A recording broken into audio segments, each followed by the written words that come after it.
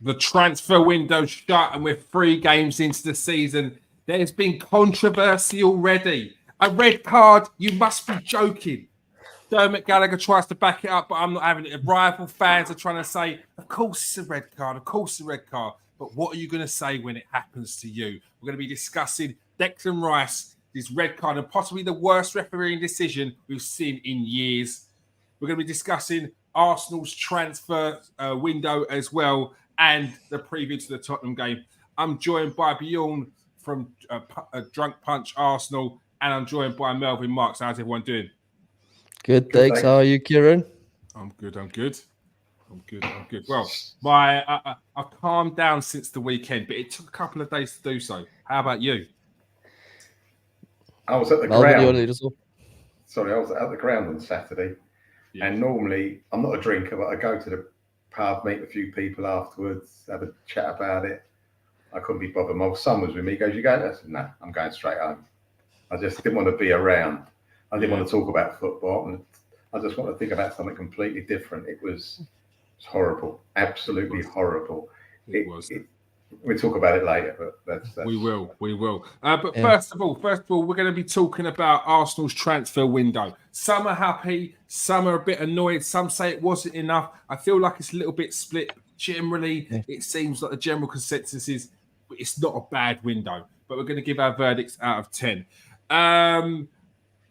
We've got the names, the ins and outs, plenty of outs, which is what Arsenal need to do. They need to reduce their wage bill and also get some money in from some of their players. They saw Aaron Ramsdale join Southampton, Emil Smith-Rowe join Fulham, Eddie Nketiah as well, Mohamed El Nene leave on a free, Reece Nelson, Sambi Lokonga all go out on loan, as long as also Nuno Tavares is doing well already at Lazio.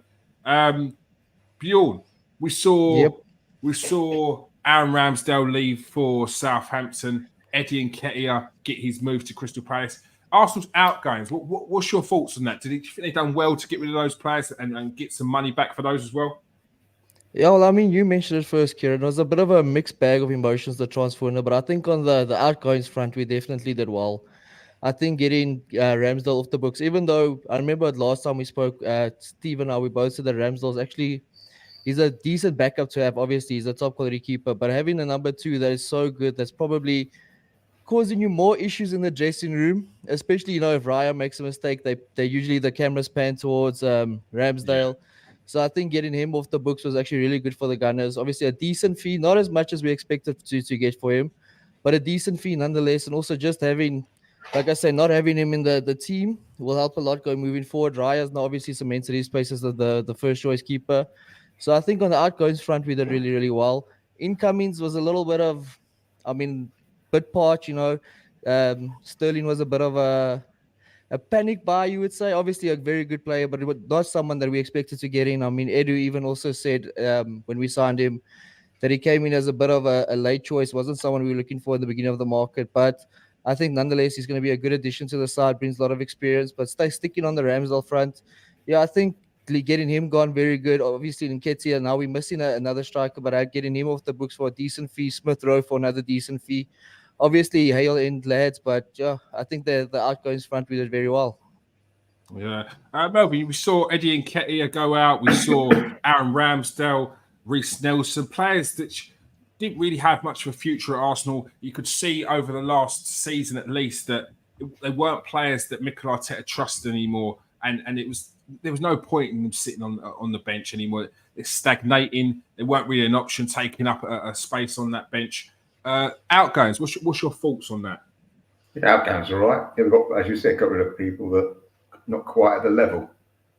So, for example, just to talk about people coming in, I mean, it's cost us the same thing, Nelson going out and Sterling coming in.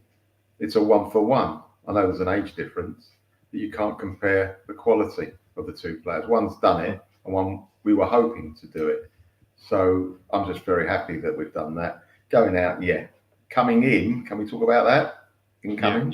Yeah. Let's just talk about incoming. You said give it a rating. I'd give it a 7 out of 10. Had Okay. we got another striker, decent striker, I'd have given it a 10 out of 10. I think the two people we had at the back, the left back, the Italian guy, and Marino, the Spanish guy, they look quality, absolute quality. You know, when they get in the team, when Marino gets fit, he will be there to stay. Absolutely can't wait to see him play.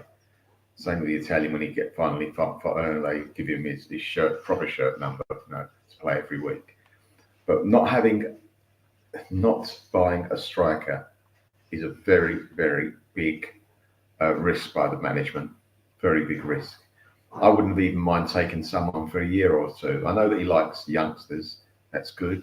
It looks good on the old books to say you got someone that's 23 or 4 going forward. But this is a very important year for us. And if we don't start winning things next year or two, I fear some of the top quality players we've got will go, are we ever going to win anything with this team? So I wouldn't have even minded getting the Brentford centre forward for a year or two, Tony. I wouldn't have minded him at all. He's got at least 2 years in him, and it would cost 40, 50 million. It's not the end of the world to pay that, considering what we got for Eddie. So I think that would have been a great someone that if he doesn't start every week, after 45 minutes, half time, you can see how the game's going. You can bring him on. You can change. He's one of those players that can change the game. He may not be everyone's cup of tea, but he's the type of player that he showed that in the European Championships. He changed the game and made the winner for Kane. He's just one of those players that's got something about him, and I'm a bit disappointed we didn't go for someone like him. There could have been other ones as well. You see, I think probably we're looking for a striker to fit beautifully into tick every box. You're not going to get that. Not unless you pay 120. You're not going to get that. And we just want someone to have a presence in the box and change the game. And we haven't got that at the moment. I know people talk about Trossard. On his day, yes, but we can't rely on Trossard. I'm sorry. Yeah. Bjorn, on the incomes, we see Riccardo Calafiori, Italian international, had a good Euros. Replacement for Aaron Ramsdale, experienced Neto of Bournemouth, also previously at Barcelona, so he's got good experience there. Mikel Moreno, unfortunately injured, but another good signing there from Real Sociedad.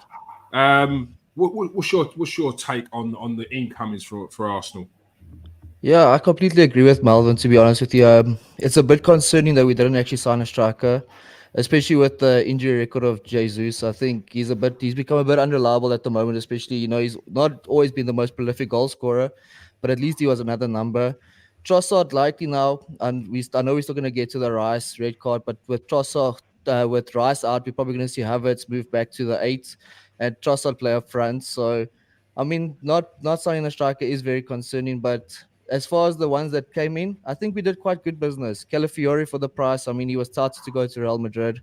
So bringing the plane, and he clearly, I mean, I just saw a interview this week with Arteta where he said how mad Calafiori was to join the club. So having a player that's actually ambitious, that wants to be at the club, is a very good sign for Arsenal moving forward. I think we in the position now where players actually do want to come to the club, high level players. Mentioned Marino. Unfortunately, now he's injured at possibly the worst possible time now, with Rice not being able to play the next game. Yeah. He would have slotted in perfectly into that 8 position, just taking up that spot at least for 1 week. But yeah, another quality player. I mean, he's a duel monster. I think he had the most aerial duel wins in Europe's top 5 leagues last season. So having a player that can come in, that's also got quite a bit of experience, having played in the Premier League before, another solid addition. You mentioned Neto. I mean, the second choice goalkeeper is a bit of like just a meh option. It's not really anything that we're going to be talking about too much. He might feature in a few cup games. David Raya is the first choice keeper, as I mentioned. So I think with Neto, it's nice to have the option there replacing Ramsdale. I know we were interested in Joan Garcia. Unfortunately, that deal couldn't be pulled off because Espanyol were insisting on the release clause. And then, and I think Sterling coming in brings a bag load of experience. He's got the winning mentality. He's also quite proficient in front of goal. I know he's got I think it was 18 goal contributions for Chelsea last season, and we know how disastrous Chelsea's been in the last couple of years. So getting that type of player is definitely going to help our attacking line, especially with rotation. And Martinelli, even though I'm still a big fan of Martinelli, unfortunately he seems to be lacking a bit of confidence. So hopefully getting Sterling in is going to push him, motivate him to perform better. But I completely agree with Melvin. I'm a bit concerned with not getting a striker coming in. I think that's definitely an area we needed to improve on. I know there were talks with Gyökeres from Sporting Lisbon. There were talks with Osimhen from Napoli. Unfortunately, I know we were never going to pay the 110 million to get him in. And Tony, I believe we were very interested in him. There was talks at the beginning of January, but then I believe that Edu and Arteta decided not to go against him because of a character flaw. I'm not sure if that means that he's a robust character, someone that might come and upset the dressing room, or someone that's just very quiet, very reserved, someone that might not fit in well with the rest of the team.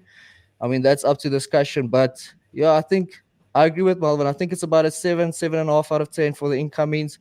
Outgoings probably about an 8.5, 9. Just would have wanted that striker to come in. Yeah, but before I get onto Raheem Sterling, because I want to dig into that one a little bit. Just on that, the character flaw, which you said about Ivan Toney.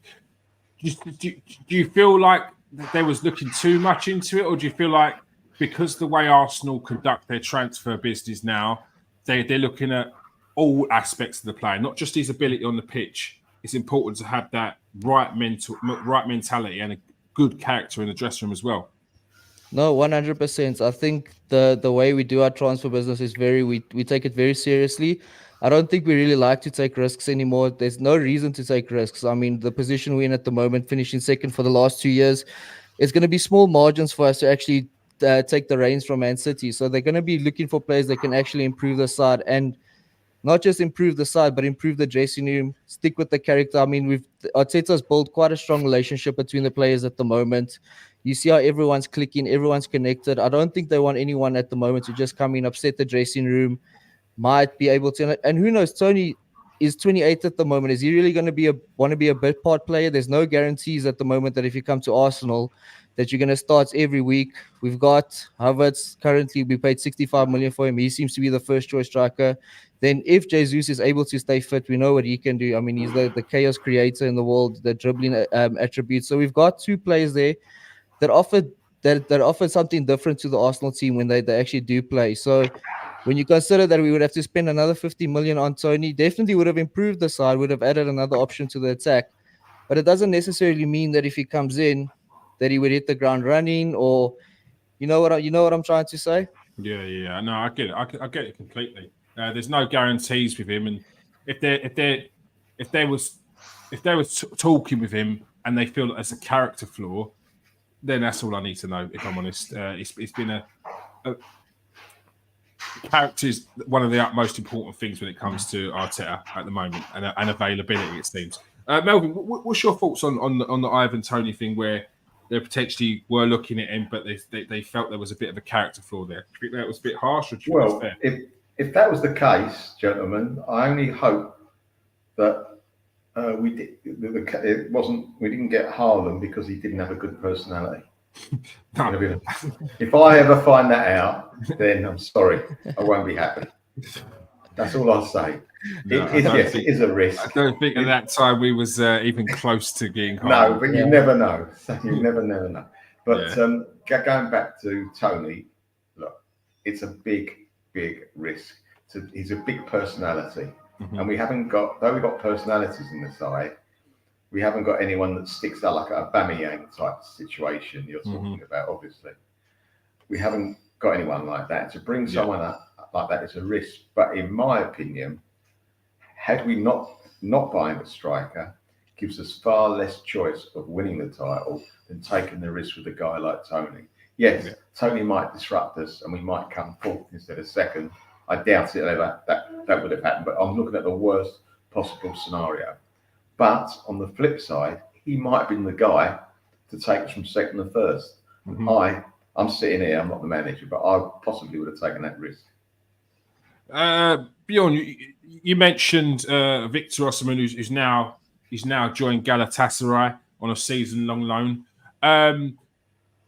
maybe Arsenal should have potentially gone for a season on loan, obligation options. But there was a story out recently that came out that said Arsenal offered him, but for 130 million. It does seem like it was the right offer not to take that offer because he's now got a release clause written into his contract for 75 million euros.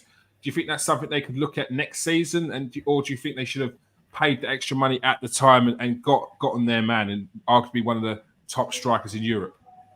Well, yeah, I think the Gunners, we were definitely interested in Osimhen. I don't think there was any doubt about that. I think we were talking to Napoli, but I do believe the price tag was just too much. And I think if you're going to be spending that amount of money, you almost need, like we've mentioned about a guarantee. You can't really take someone that could come as a risk. He is one of the best strikers in the world. But I think for next season, I think there's the reason, my personal opinion, why we didn't really move as much for a striker this year is because of Alexander Isak. Honestly, I keep hearing that. Yeah, I think next season is going to be the year. If Newcastle don't have like a top season where they might finish second or third, I think Alexander Isak is going to be the player that's coming to the Arsenal. And I mean, he suits us like a glove. He's the Henry-esque type of player. And if we could actually bring him in, I think he's the right player that will elevate our side. He's at the perfect age now as well to make that move up to a bigger club. So I think if that's the goal behind it, I do think we probably made the right choice, because I know we were also interested in Gyökeres from Sporting Lisbon, another one that I'm personally also a big fan of. So the price that was being touted for him was about 70 mil. But like I said, I think the reason why Arsenal didn't spend big on a striker this year is because we're looking for the 2025 window, and I do think it's going to be Alexander Isak. All right. Melvin, do you think Arsenal should have taken that punt on Victor Osimhen, or do you feel like we should wait? Like Bjorn's saying, Alexander Isak might be the guy that Arsenal are looking at. Is that right? We bid 130 for him. No. He was offered to us for 130 million. Oh, right. So, yeah. I'll be honest with you. Perhaps I'm the only person that watches football that don't know too much about Osimhen. I've heard so much about him, but I haven't seen that much. I mean, I saw one game where he didn't play particularly well, but that doesn't mean he's not a great player. I don't know. I don't know whether it's worth it or not, because, as I say, I'm a bit ignorant when it comes to him. I haven't seen him play. But funny enough, the other guy you mentioned, is it Sporting Lisbon he plays for? Yeah, Victor Gyökeres. I saw him a couple of times, and he played at Coventry on the telly. Yeah, and he only moved to them last season for 20 mil. Well, so I think that's why thing. Arsenal weren't willing to pay the 70, 80 mil that Sporting Lisbon wanted for him. Yeah, it was weird because I was watching some Coventry match, and he stood out like a sore thumb. Mm-hmm. I thought, that's a bit strange. He looks a good one. He'd be good in a couple of years, not realising that he'd be good in 12 months in a much higher division. So yeah, he looks. I've seen not that much of him, but what I have seen, I like what I see of him. Yeah, Gyökeres is good, isn't it? It's another player that he was originally at Brighton as well. So they've got a good scouting system, Brighton. But he went out on loan. Championship's a good place to blood some youngsters. It's got a good mix of ex-Premier League teams and rugged, dogged League One teams that have come up. So you get a good range of styles in there, and he done really well there. But then he carried on that form into the Portuguese league as well, and he's done it this season as well. I don't know what Brighton put in their food, but it obviously is good news, isn't it, when they put in the players' food? So any player they sign becomes 3 or 4 times the player in the next year or two. But they have got a player that I wanted us to sign, but I don't think he's even fit now. Is Ferguson. Oh, Evan Ferguson. Yeah. I thought we could have got him for 30 or 40. We could have. He wouldn't have to play every week. Well, he wouldn't have played every week, would he? But he could have learned his trade a little bit more. He'd have rather be a number 2/3 at Arsenal, with all due respect, than 2/3 at Brighton. Because Pedro's in front of him and the other guy's in front of him. So I'd have loved to have taken him, because I think he could, in a couple of years' time, break out. He had a very good start to his career. He came from nowhere, youngster, and he had a bad injury. It's set him back a bit, but I think he's the type of player. If you invest, say, 30, 40 million now, and he's around our players and trains with us and plays the odd game, I think you could have an unbelievable player in a year or two. So. Bill, would you rather go for a Ferguson or an Isak with because I know that Melvin's talking about a prospect, but Isak got 25 goals in 40 games in all competition, 21 goals and 2 assists in 30 games in the Premier League. Should Arsenal wait, bide their time and pay that little bit extra next season, put the pressure on Newcastle if they don't get that top 4 again? Yeah, I think so. I think Isak is definitely the man that will elevate the side. You can also the thing which I like about Isak especially is that he's also going to play on the wings, which Arteta seems to really prioritize versatility in his teams. He likes players that can play in a multitude of positions. And Isak he seems to be getting better and better each season. I agree with Malvin though. Evan Ferguson would not be a bad shot. And for the price that you would possibly get him at, it would be a very good deal. And he's another player that under the tutelage of Arteta, you could develop into one of the world's best players. So that is another option to go for. But for me personally, I don't think we're really in the position now just to be concerned about developing players. I think we need the finished product. Mm-hmm. I think we need players that would actually elevate the side straight away. And Alexander Isak is the name that he keeps popping up in the conversations I'm having with people, that the guy that Arsenal are really trying to prioritize, the guy that Arsenal are really looking at. And I think, like I mentioned before, I really do believe that he's going to be the type of striker that would elevate the side. And the way he plays, everything about him, he just screams Henry-esque Arsenal. I just think he fits us like a glove. Yeah, I agree. Oh, you can ask me this. Newcastle are not in the great financial position they once thought they were going to be in, are they? Something's gone wrong. I don't know what happened. I thought they were going to be the next Man City. Yeah, but the thing is, they can't spend the money that they're not making in the background. If they're not, they need to get like a couple of years of Champions League. They need to win a trophy. They need that historical data essentially to then say, okay, we're to spend. Yeah, so that's what's stopping them. They can't just come in with that sort of money and just buy up the league. Right. Those things you mean not the same league as Man City? That we're saying? No, they've got different rules. Sorry. Different rules to what Chelsea had, and different rules to what Man City had. City, Chelsea/City, different rules. Then they changed the rules, and teams like Newcastle can't do what they did. Do anything. Right, gotcha. Now I understand. I wasn't getting it before. Bit confusing as to why the richest club in the world can't spend any money. Can't spend a penny. Can't spend a penny, which is why next season they potentially have to get rid of Bruno Guimaraes and Alexander Isak. So that is why. On to another incoming. We saw Raheem Sterling come in. Pictures here, seeing him looking very comfortable already with Edu. We've seen him make statements saying the best. You're about to see the best of me.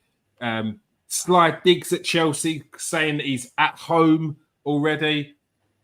Bjorn, I asked you this before. What's your thoughts on Sterling? A good sign. I know you said it was a bit of a potentially a panic signing, but this is looks like an astute bit of business here.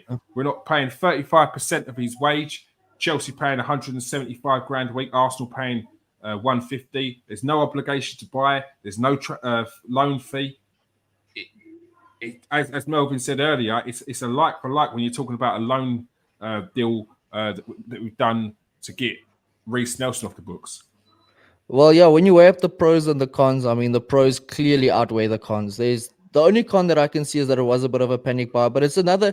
You could also just say that it's an opportunity that rose in the market. That just came out of the blue as a player that we clearly needed because we needed to improve our attacking line, add a few numbers into a few positions there. It also helped. The thing that we spoke about last time is Saka and the amount of minutes he played last year. So having someone like Sterling come in, he's going to allow the team to rotate a bit more. I know he's more of a left-sided player, but having him and you can put Trossard on the right. Hopefully Gabriel Jesus comes back so you can also rotate with Saka. So just having another number in the team is really good. On top of that, I mean, he's with bag loads of experience. He's been playing in the Premier League since 17 or so. He's been with Liverpool, Man City, and now Chelsea and Arsenal. So he's only been at big clubs. He's a winner. He's a serial winner. I mean, with Man City, he won the Premier League, was it 4 or 5 times? Worked with Arteta before, so he's got the relationship already there with Arteta. Arteta knows what he can expect out of the player. I think, honestly, when you actually weigh at the pros and the cons, it's a good move for the Gunners. I have no complaints with bringing someone like Sterling in. He's also a very experienced international. And he's always been a goal threat, whether it's with assists or goals. He's always going to be able to produce a little bit of magic, X factor, something that we might have been lacking in the big games.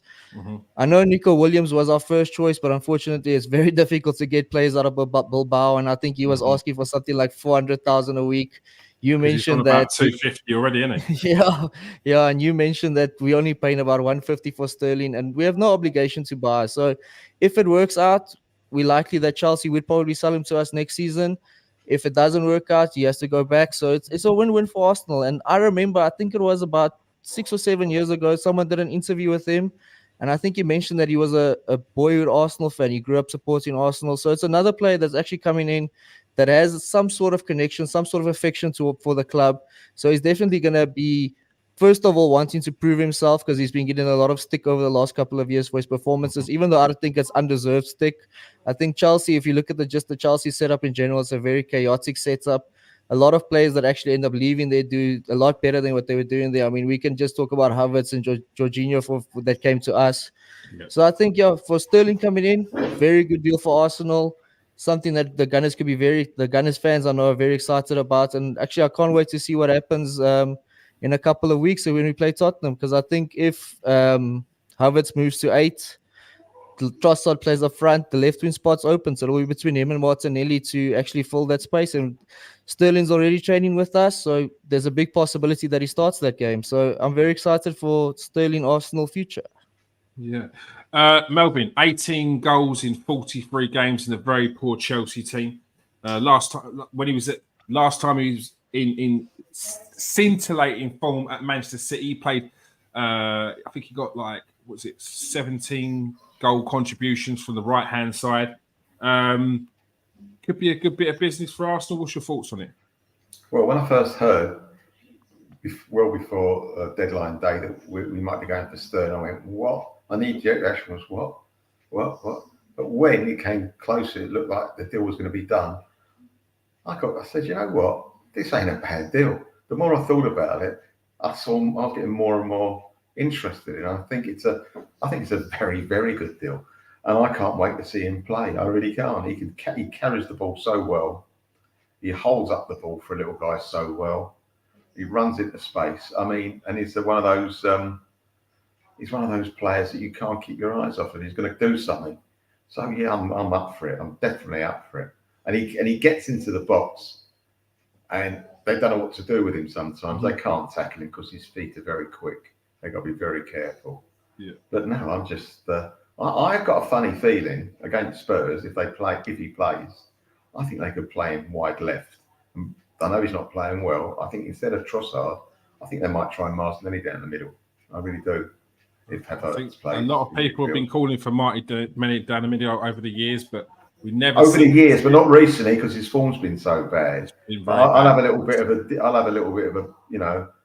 I'll have to take a chance with him down the middle to give him a breath, give him a little bit of breath of fresh air, something different to look at instead of seeing the white lines all the time. Give him another job, and you never know. He might just say, you know what, I've got to do this. This is it. I'm going to go for it. I'm not saying he doesn't try, but it might give him that lift of confidence that the governor's got confidence in me to play down the middle. I wasn't even thought I was going to get picked. Now he's picking me down the middle. Yeah, come on. I want to go here. Yeah, I agree. I think initially people's first thoughts on Sterling, a lot of people's first thoughts on Sterling was, what we doing? Why are we going there?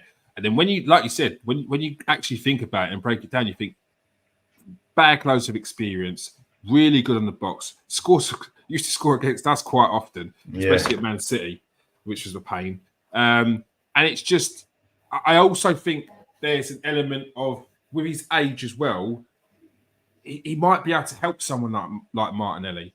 It's going to be a good around people like Saka. So, yeah, no, I'm excited. As Steve said, I don't think we need a striker that costs bundles of money to win the league. In my opinion, we needed to sign a player who can add another attacking threat in the squad like Sterling, just like we're talking about. Remember, we only scored 5 less than Manchester City last season. That was Martinelli, Jesus, and Ødegaard scoring quite a bit less than the previous season. 100%. I agree on that one as well, Steve. So, yeah, verdict on Arsenal's overall, both giving it a 7. Yeah. Yeah, definitely. 7. I think that's fair. Now on to the match on the weekend. Arsenal versus Brighton. It was going so well. Great goal by Kai Havertz, set up by Saka again. Both of those players are in excellent form at the start of the season already, but it was ruined by a referee decision. Bjorn, what was your thoughts when you was watching the game? Because when I was watching it, I had to ask people around me what was going on. I thought that Veltman had got the red card, and then when I saw that it was Declan Rice that was going off, I was asking, what did he get sent off for? When I saw the replays of that yellow card, I actually couldn't believe it. I thought VAR might jump in there and say, I think we need to have a look at this again. What were your thoughts on the match on the weekend? Well, everything was going so smoothly up until that card. I mean, you mentioned that the combination between Saka and Havertz at the moment, I think they're on fire at the moment. They're linking up very nicely. They're finding each other very nicely. We were dominating the game. We were dominating pretty much all of the facets. I hardly saw Brighton pose any real threats to us. Then the next moment, second half comes around, you're thinking, okay, this is opportunity for us to set up nicely, just build a little stability in the beginning. And then all of a sudden, bam, Chris Kavanagh comes through and he just really upsets the game completely. And I don't even think, I've been thinking about this. I was obviously very distraught as an Arsenal fan myself, seeing Rice get the red card. I'm on the same page as you. I thought it was going to be Veltman because clearly he was kicking out at Rice. He had no intentions of playing that ball, zero intentions. Anyone who says that he was going to play that ball, please don't say that. And if you want to argue that the letter of the law is the yellow card, fair enough. Okay, then Rice must be sent off. Veltman should have been sent off. But then I think the big issue comes in with this is the inconsistencies of Kavanagh during the game, because we saw Pedro in the first half. João Pedro kicked the ball away, him saying nothing. We saw quite a few times that the Brighton players fouling the Arsenal players without any sort of punishment from Kavanagh. But when it was a slight Arsenal touch on a Brighton player, he would blow the whistle. It seems like he was always willing to pull out the yellow card for an Arsenal player. So I think the big issue for me, and I think why a lot of Arsenal fans were upset, is because of the inconsistencies from the ref during the match. And also, obviously, it's 2 drop points for Arsenal, who are looking to actually challenge Man City for the league this year. And when you're challenging Man City, you can't have anything happen. Like, you can't drop any points, especially silly points that are undeserved to be dropping. But yeah, I agree with you completely. I thought Veltman was going to get the red. He clearly, as you can see in the video there on the screen, he clearly kicks out at Rice. There was no intention to play the ball. The ball was still moving at that moment, so you can't even play a free kick with a moving ball. It was about 2-3 yards in front of the position of the foul. And I think if you look at it, if you actually have played football before and you know the ball actually just comes past you on the side, he didn't try to kick it away or anything. He just touched it to the side like a natural instinct, just a natural instinct of touching the ball to the side. So I think ridiculous decision. And I think it's been an ongoing problem we've had over, not just for Arsenal, but an ongoing problem we've had in the league the last couple of years. It's just referees trying to make themselves the heroes. I mean, by take all the headlines. And I think we saw it again this weekend. Yeah, no, I agree. I think the referee was trying to be too clever. I think that he's seen that kick and he's thought to himself, Veltman's only missed that ball because Declan Rice kicked. I'm sorry, Veltman, if that's how you kick a ball, if that's how you take a free kick, then you shouldn't be playing football, because that is nowhere near. Your reactions are so slow. It's nowhere near the football as well. It's halfway up Declan Rice's He's not even looking at the ball. He's not even looking at the ball when he's trying to play it. He's clearly, you can see from the video, he's clearly looking at Rice. All his intentions there was to kick Rice. I mean, it looks more like a knife chop or like a sword chop than an actual kick. So, yeah, I agree with you. Yeah, and the fact that the ball's rolling, it's not at the spot where the apparent free kick, which I don't understand how it was a free kick in the first place. Yeah. It's just so many things wrong with this decision. Melvin, I know you said you didn't want to speak about it on the weekend, but we need to hear from you now. You're seeing it over and over again on repeat. It burns. What's your thoughts on it? It was when I was at the ground, it was the other side of the ground, and my son goes, he's going to get sent off at Veltman. I said, really? I didn't see it. He goes, oh my God, Rice has been sent off. And we thought, well, what's going on? Then we realised I got the second yellow. When I got home, and saw it again, I felt sick. I absolutely felt sick. I spoke to Jerome. Before the match of the day, I saw he sent me a link, Jerome. I'm going, Do we live in a parallel universe? It's like that. It's like someone going in. It's like a guy going into a room with a knife. Horrible thing to say, and knifing someone 25 times in the back, and the police come in, and the guy goes, "Well, it was suicide. It wasn't me," and the police believe in him. It is that obvious, and people are trying to tell you something different. They're not serious. They're not serious. They're just They're doing not. It's a wind up. It's a great wind up, Kieran. Of course it is. It's a great wind up.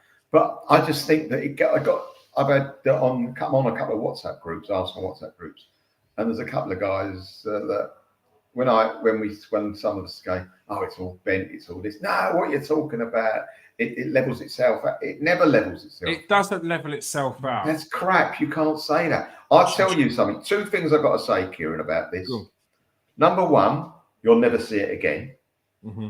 Right? That's number one. I know something can't be exactly the same, but you will never see a similar red, second yellow given again, ever, until I don't know when. The second thing is that would have never happened to Manchester City. Yeah, I can't imagine I it. agree. I can't imagine it. I can't imagine And that. so if those are the cases, then we've got to think why.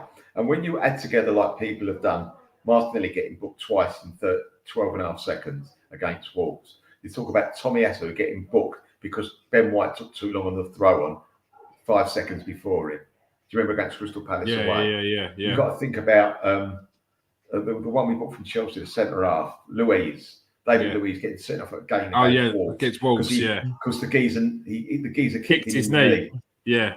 I'm going, whoa, and there's other thing. And I'm sitting watching games now, more so on the telly than when I'm at the Emirates, because you see it better on the telly.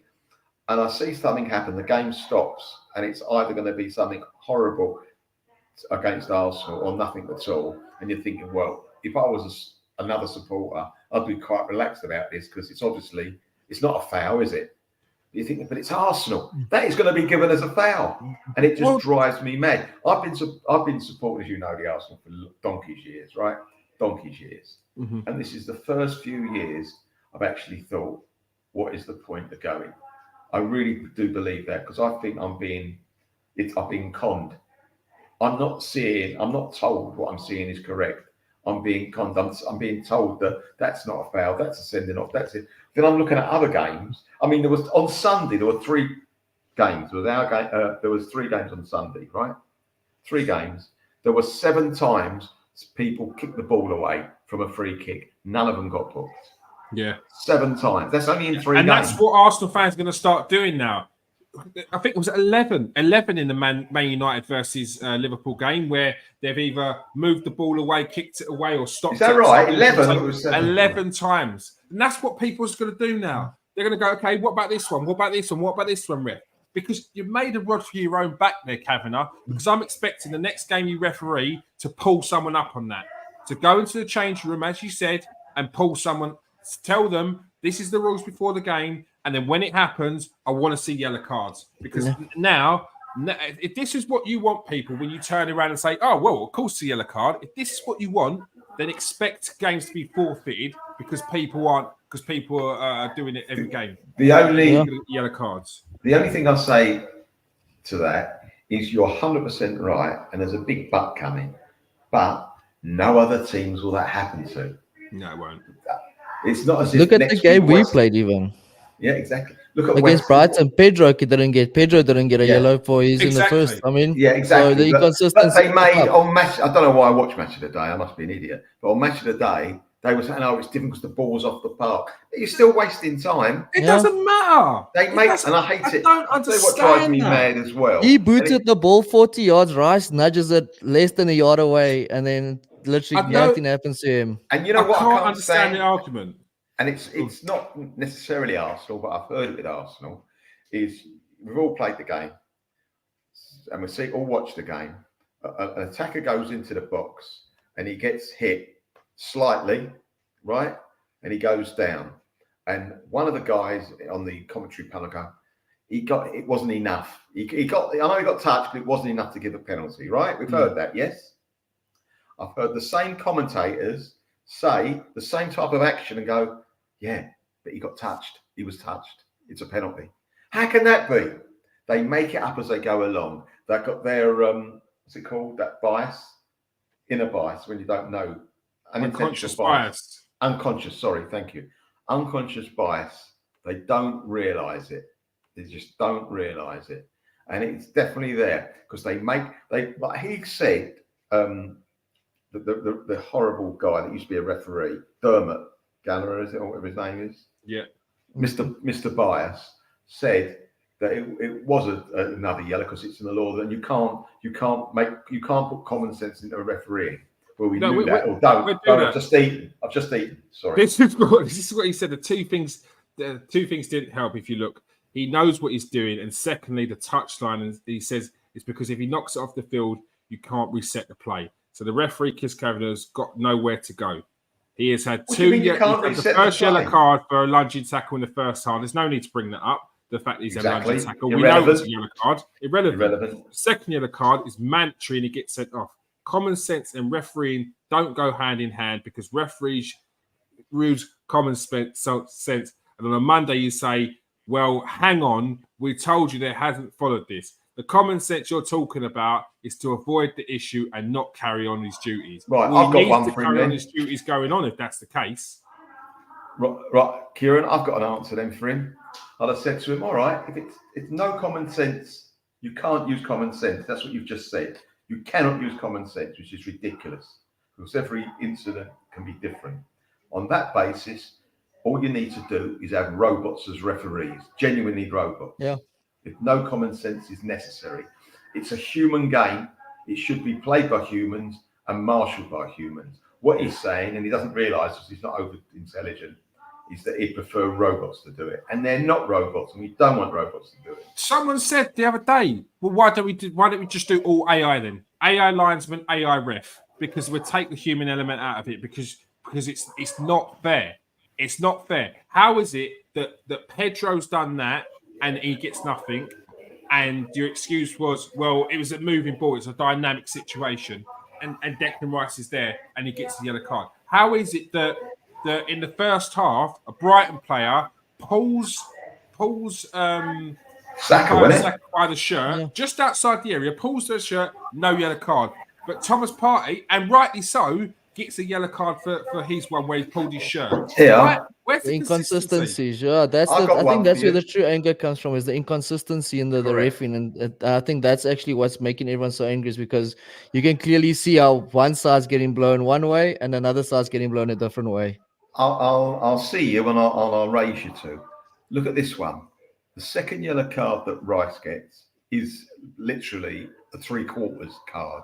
It's not only a yellow card, it makes him being sent off it, right? So it's got to be, some people make the argument, it's got to be really a decent yellow card, agreed? Mm-hmm. Yeah, I would have said that. Yeah, right. But on the other side of the coin, I've seen that played out at the Emirates last season, where the midfielder of Manchester City did Odegaard 2 minutes after he'd been booked. Kovacic, that's the one.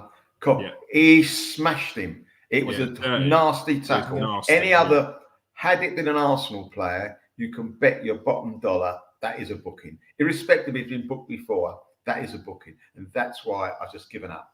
I'm just, when that happens, we're going to see. I know we won the game and people forget about it because we won the game, but it could have been a big turning point in that game.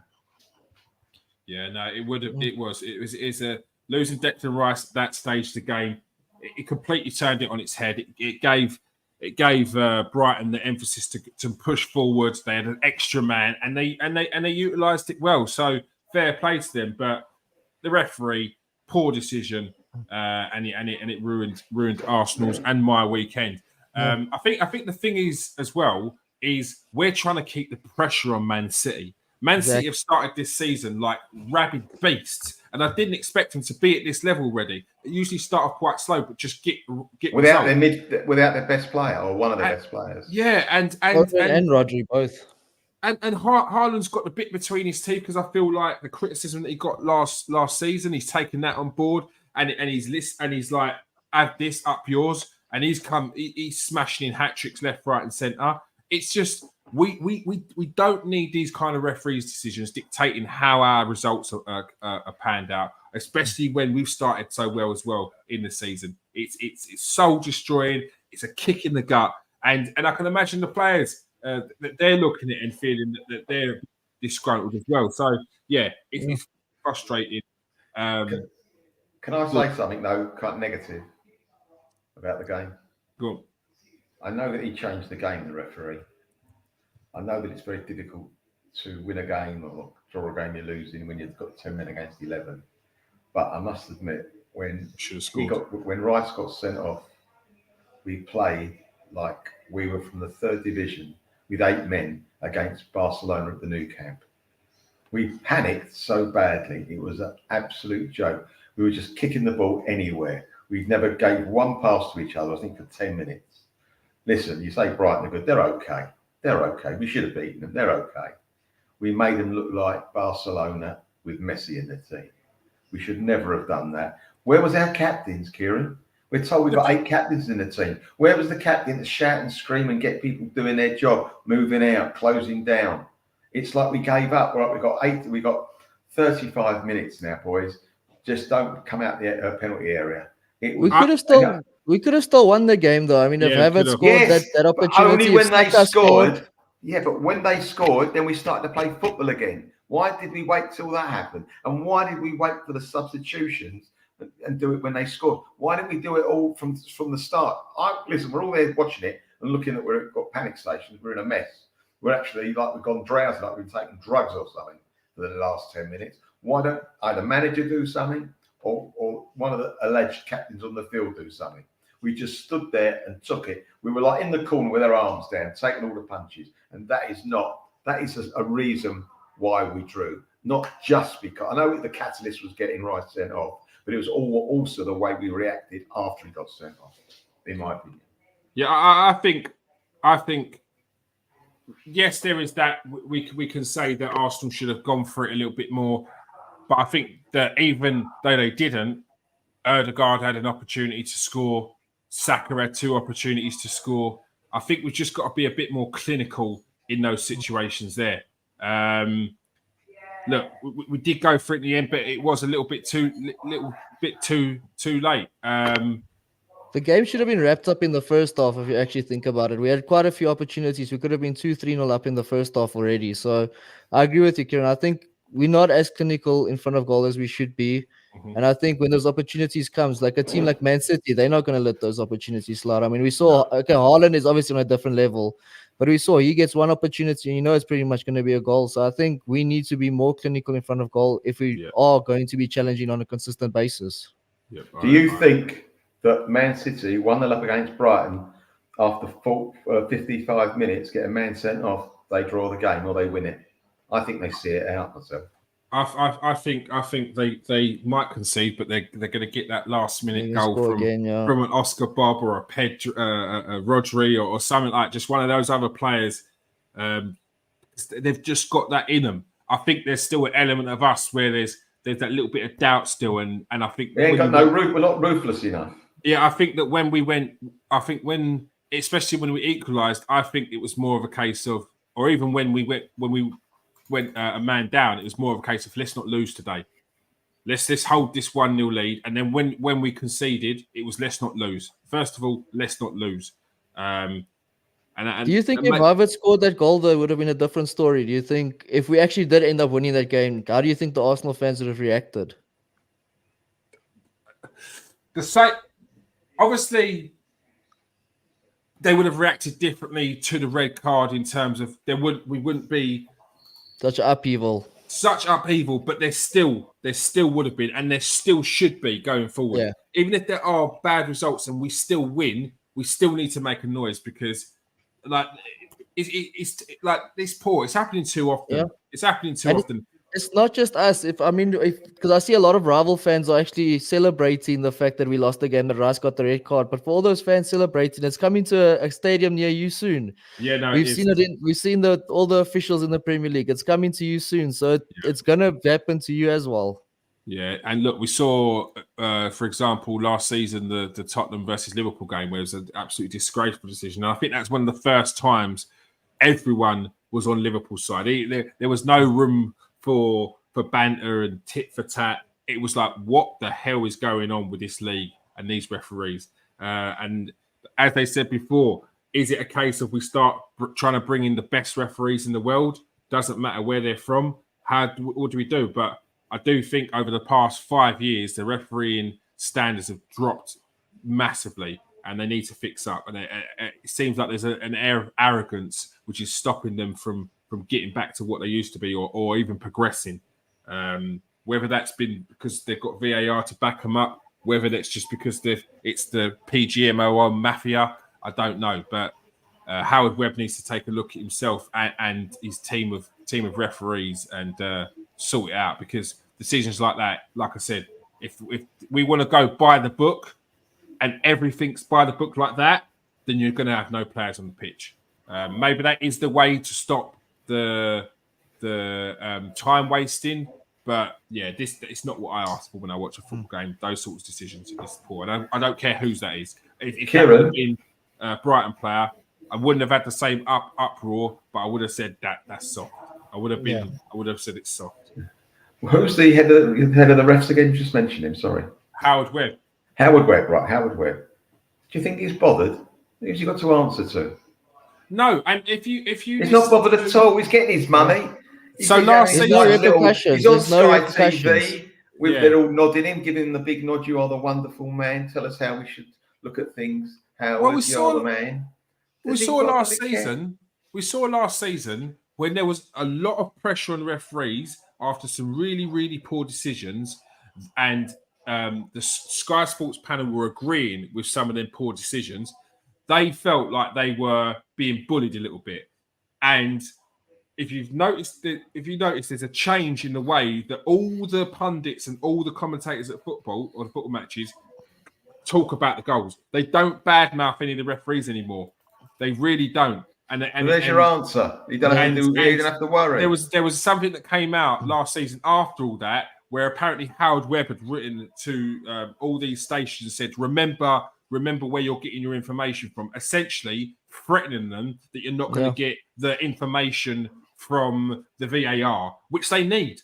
They need that information on the dot so they can pass that off to the fans that are watching the football. If they lose that, that's an element of information and communication they're losing, and it's not going to look good. So it's within their interest to be nice to referees, to not be too harsh. Yes, criticise, but maybe that was maybe it's a little bit too harsh, rather than that was a rubbish decision, shocking ref, you're getting sacked in the morning. There'll be none of that anymore, and all you're going to hear is nothing but agreeing with the refs, because that was absolutely disgraceful. I've just read something earlier.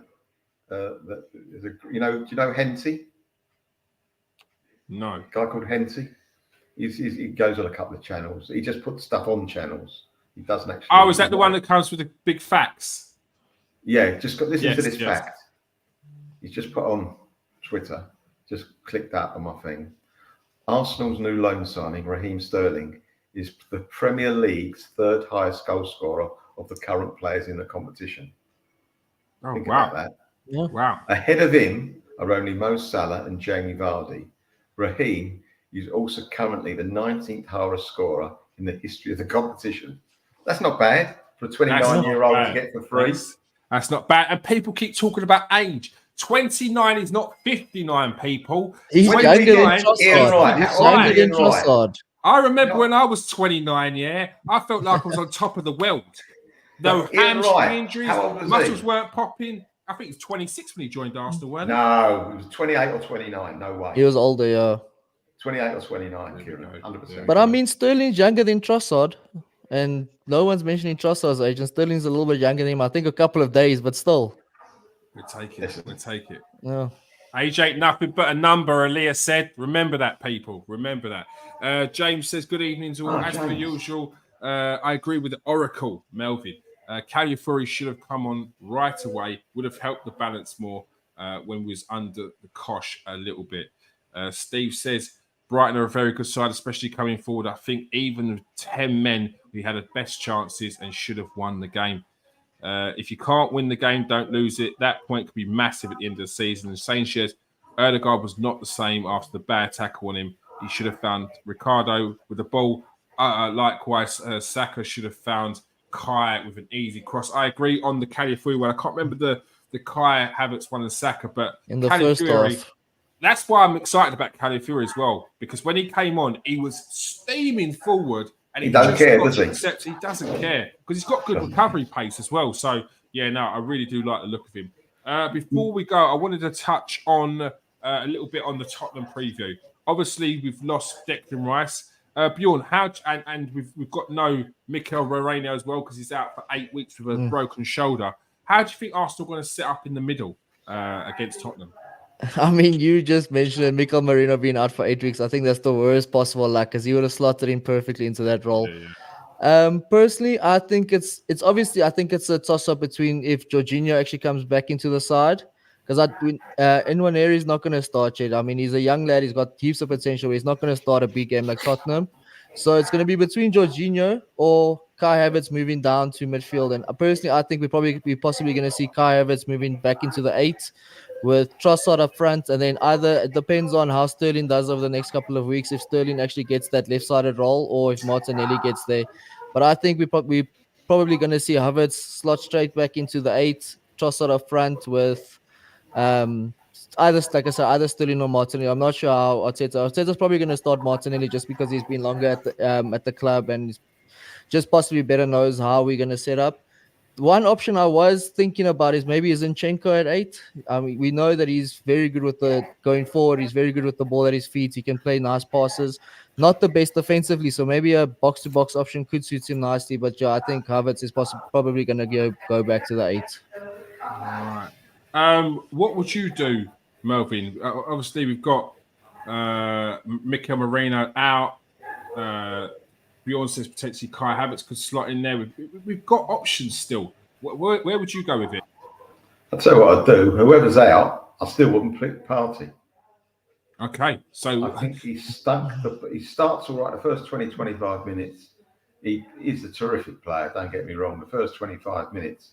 But I think it's not he hasn't got a Duracell battery in him, has he? Because the rest of the game, he just flops and he becomes a liability and he's not picking up players, missing tackles, dwelling on the ball.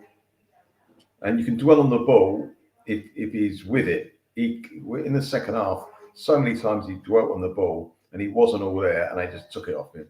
And it leaves us way open now, back four then exposed. I would have Jorginho in instead of him. I would not, definitely. I thought we should have come on the other day anyway. I'd have Jorginho instead of Partey. And I'd have, if Havertz has got to play, it's a shame we've got to have Havertz.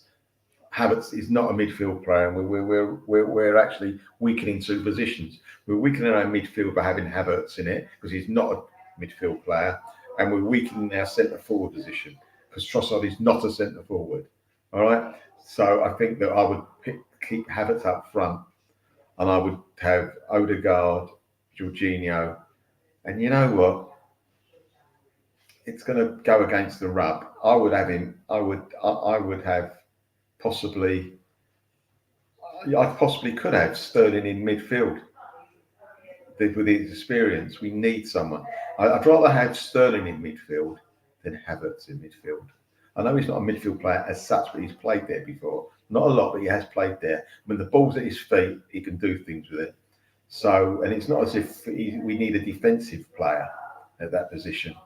You know, Jorginho's the defensive guy there. That's his job.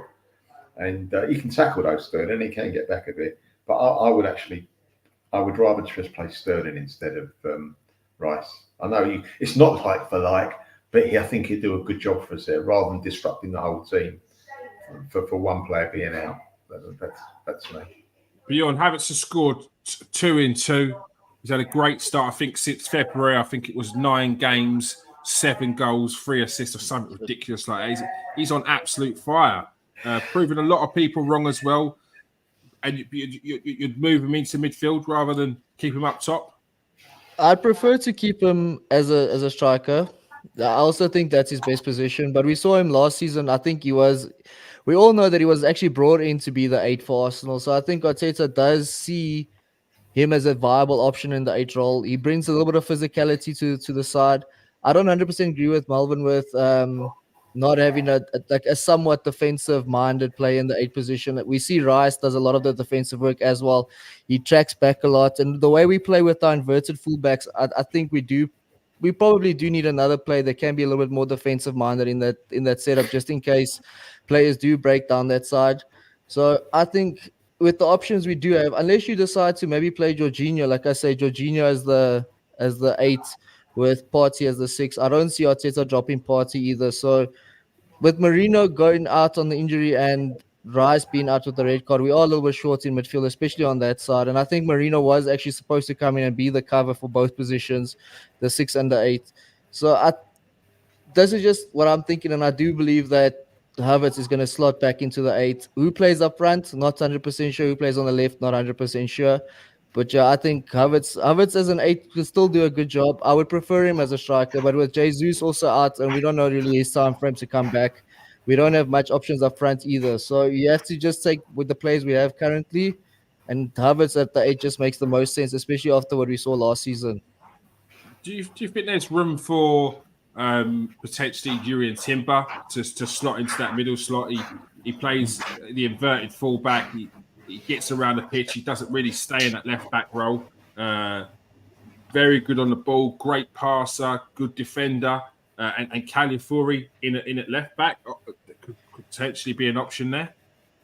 I mentioned Zinchenko as the 8, and I think we're more likely to see Zinchenko actually playing that position than Timber right now. Timber picked up, I know Arteta said it wasn't anything serious, but he did pick up a slight knock at the end of the Brighton game. So we still have to see the situation with him going into the Spurs game. Calafiori obviously joining the club. He's seen as like the future defensive player in the side.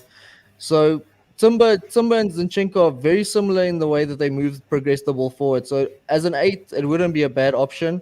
I just don't see Arteta doing that. I think if Timber's fit, Arteta's probably going to stick with the same back four that's done considerably well this season so far. And if it wasn't for the yellow card or for the red card against Brighton, we probably would have been at another clean sheet. So I really don't see us really changing our defense too much, because now if you change Timber out of the position, you kind of just changing the whole setup where you've had such a strong foundation at the back. And I think Arteta, we know how strong our defense is and how much Arteta relies on that. So I think he's going to stay with the same defensive lineup. What about, gentlemen, throw this one in the air? Throw this one up in the air and see how it comes down. Calafiori instead of Rice. In the centre, I'd rather see Jurriën Timber. Yeah, I'd also rather see Timber. Because he's a better footballer than Calafiori. And Calafiori, I really do want to see him on that left. But that's his natural position on the left. He's not a central player. Well, he naturally, when he was at Basel, he was started off as a left back, and then when he went to Italy, he moved him to the centre because he's so forward thinking. And Thiago Motta wanted that sort of defender, very progressive defender, centre back. So he's learned, he's trained, and like you mentioned earlier, he likes variety when it comes to his players. So yeah, that's what Mikel Arteta likes. Shane's Erdegaard was not the same. Oh no, it's already read that one. Would Wenger start Ethan Nwaneri against Spurs? Do you think he's ready? Look at Mourinho. Ten Hag had no option but to play him. I think we're in a different situation as to Man United. I think we was in the same situation a few years ago, which is why you saw El Smith-Rowe come through a bit more, which is why you saw Saka get his debut under Emery, because we didn't have those options. I think now we do have more options, and I wouldn't like to stick someone in the deep end like Nwaneri. But on the flip side, I would like to see Mikel Arteta give our youngsters a few more opportunities, maybe more in cup games or when games are done and dusted. That's what I'd like to say. Can I just say something, Nwaneri? What I was thinking on Saturday, once he got hit, and it's right what the gentleman said, Shane said, once he had that tackle on Odegaard, he wasn't the same player. He had a stinker. For him, he had a stinker. He couldn't put two passes together. In fact, a couple of times he had a chance to just push the ball 20 yards for someone to be free on the left, and he messed up. Unusual. Mm-hmm. He wasn't at the races. It might have been because of that knock he got. It might not. If it was the knock he got, Why didn't he play for the team? He's the captain and go, you know what? I'm not 100%. Speak to the manager and get someone on who's fit. Because he couldn't have had a worse game anywhere than Odegaard, in my opinion, against Brighton. He was a non-event. Yeah, it's just one of them things. I just don't see Mikel Arteta bringing on a youngster like that when we're down to 10 minutes. It is. When did he come off? Because he definitely came off Odegaard.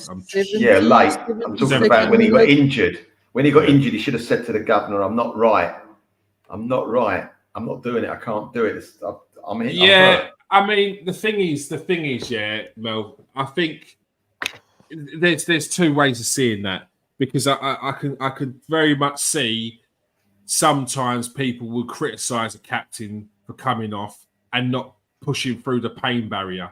So I think it's a tough one to call. I completely understand what you're saying. It's for the good of the team. If you're not at 100%, you want to come off. But people look back at the likes of Terry Butcher, Paul Linton winning England with the bleeding head and carry on for the team. And I think that's what some people look at, and some people will criticise if he was asking to come off because he doesn't feel he's up for it. We mentioned character as well. I don't know if Arteta would really appreciate his captain coming and telling him, I'm not able to play anymore. I'm in a bit of pain or whatever. I think Arteta values players that would actually stick even if they're not on 100% level, rather have them be willing to play for the team. And I think that's the whole thing about the character side of what Arteta is pushing. He wants players that want to play, that want to give everything for the club. And I think that's even why we signed Calafiori, is because it's a player that's coming in that wants to give everything for the club. I understand what Melvin's saying. I agree with Kieran more. I don't see how the look it would have given, especially if you're considering that the player that would have been coming in is the 17, 18-year-old that has had 2-3 games in the Premier League. You're just throwing him straight into the deep end against 11 men and you got 10 men. So I just think the character of Odegaard, I don't think he as a player himself would actually allow himself to do that. Yeah, you can see by all that running that he does, which I don't think he gets the credit for. People from the outside usually look at the stats, the passes, the assists and the goals. But one of his best attributes is his off the ball running. He's absolute engine. Before we go, Steve says I'd probably play Jorginho and Partey or Timber. Havertz has to start up front for me. We'll do a Tottenham preview when Steve comes back as well, because obviously it's a big game and we need to win. And I see us getting 3 points. It'd be nice to get 3 points against Tottenham away from home as well. Thank you for everyone who's joined us tonight. Thank you for everyone in the comment section. Thank you for everyone who's watched on Twitter and on YouTube. If you are watching on YouTube, press that like and subscribe button. If you are new to us, if you're not new to us and you are a regular, press that copy button and press that like button. Get in the comment section as well. Let us know what your thoughts are on the show. Let us know what your thoughts are on Arsenal's transfer window. Everything was spoken about here. Thank you for joining us, Bjorn. Thank you so much, Kieran. Appreciate it. Now go and follow Bjorn at Punch Drunk Arsenal. And Melvin, thank you for joining us, Melvin. Yeah, great to be on again. Thanks, Kieran. Nice to meet you, Bjorn. Nice to meet you. You too, Melvin. Have a good one. And go and follow Melvin on his page as well, and asking questions about Arsenal's history, because he's probably one of the most knowledgeable Arsenal fans I know. Like, he will pull out, do you remember that game and what happened there in 1993? And you're like, Melvin, don't do that to me live on air. But he will know. Melvin will know. All right. Thank you for everyone who's joined us tonight. Peace out, people. Stay safe and wash your hands.